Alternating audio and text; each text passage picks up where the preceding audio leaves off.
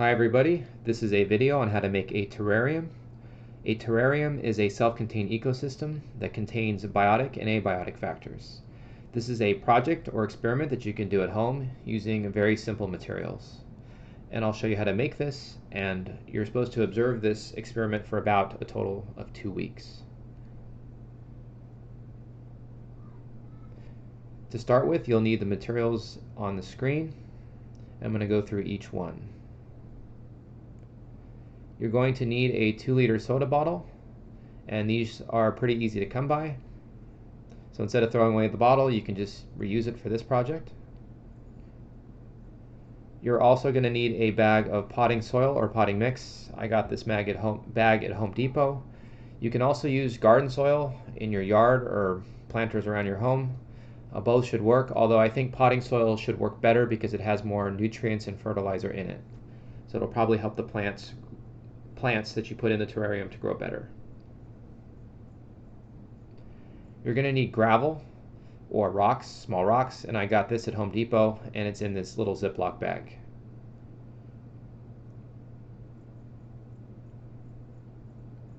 You're going to need activated carbon pellets. These can be bought at an aquarium store like 7 Seas in town.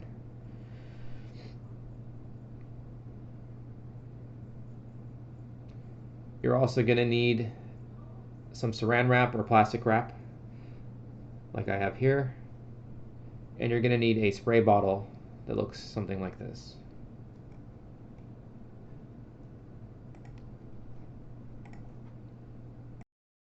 So the first step is to mark the top of the bottle, like I have here in the video, with a Sharpie.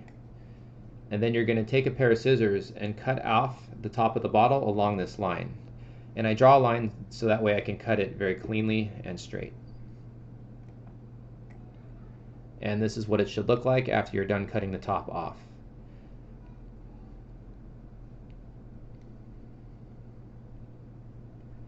At the bottom of the bottle, you're going to want to add a layer of gravel. And then you just want to pour it in there, and then I'm just going to try to level the gravel out so it's flat at the bottom. And you're going to want around 3 centimeters of gravel. So I have a ruler here that you can see. Next, you're going to take the activated carbon or activated charcoal filter, and you're just going to sprinkle a little bit of this over the gravel. And there's really no set amount. You just want to keep taking it out and pouring it on top of the gravel till you can't see the gravel anymore. Keep in mind that this stuff is very dusty, so it might be best to use gloves for what I'm showing you, otherwise your hands are going to get really dirty. So again, just keep adding the charcoal to the bottom over the top of the gravel, and this is actually going to help filter the water inside your terrarium. You could probably do the project without this, but I think it would work better with the charcoal or activated carbon on top of the gravel. The next step is to add the potting soil or potting mix or garden soil, whatever you have, on top of the charcoal. And again, this stuff is dirty, so my hands are going to get dirty, so I would recommend using gloves. You can also use a cup to measure it out instead of just getting it out of the bag with your bare hands. That might be a better idea. And you're going to just keep pouring or putting soil on top of the charcoal and the gravel layer. And I'll just show you what it looks like from the side and try to even it out. And you want around 6 centimeters of soil. So now you're going to want to take a plant to put in your terrarium. This is one of the living things that's going to grow inside. I would pick something like begonias because begonias are shade plants and they can grow indoors very well. Next, you're going to take a garden implement like I have here. This is a really old and messed up one, but this is all I got.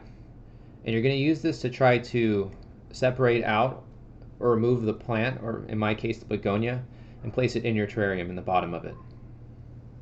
Before you do that, you're just going to want to maybe push the soil to the sides to create a hole where the plant will go in.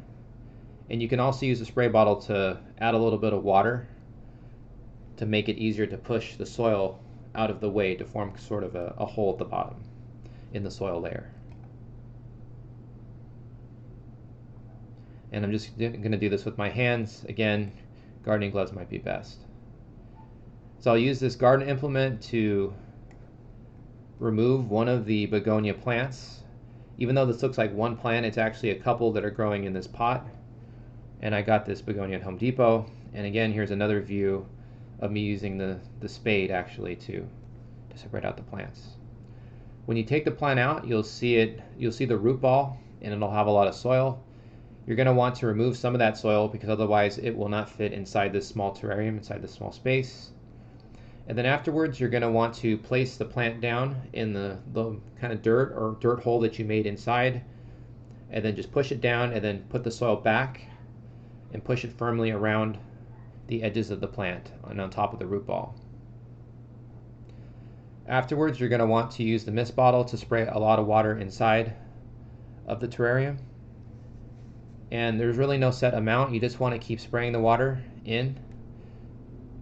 It'll compact the soil. It'll actually make the soil a little harder and allow the plant to settle down. And you're going to want to check the side. And ideally, you want enough water inside so that it infiltrates through the soil and you can see the water moving down. And you don't want any part of the soil to look too dry. You can keep adding water until the water goes all the way down through the charcoal layer and then into the gravel. And once the water is in the gravel layer, you've probably added enough water and the terrarium is saturated. And that's probably the point at which you want to stop. So again, keep spraying water inside your terrarium until you see that, and just keep checking the side from time to time to kind of get a sense of how much water is inside. You don't want to add so much water where it's overflowing, because then roots that are in standing water will die. The last step is to take the plastic wrap and tear off the sheet, and then place it over the opening of the bottle. And then I use a rubber band to secure the plastic wrap on top. And I made sure that the plastic wrap is pulled tight and that there's no holes or openings, and that it's completely sealed. So place your completed terrarium indoors. I would pick a spot near a window with bright but indirect sunlight. Don't place this in direct sunlight because it will kill or wilt the plant. Check your terrarium well, you don't have to check it every day, but I check it every couple days for about a total of 2 weeks. You can write a hypothesis about what you think will happen to the plant inside when it's completely sealed, and think about all the abiotic factors in the terrarium and the biotic factors in the terrarium. There's really only one in the plant, and see what changes occur. If you notice there's too much water building up inside, you can just open the saran wrap and let some of the water evaporate. Otherwise, mold might grow inside, and then reseal it. If you also notice that it's becoming too dry, you can add more water back in, but otherwise the terrarium should be completely sealed. This is a very cost-effective and modest terrarium, but you can always take the same idea and expand upon it. You can get a bigger container. There's people that make glass terrariums and put all different types of plants inside.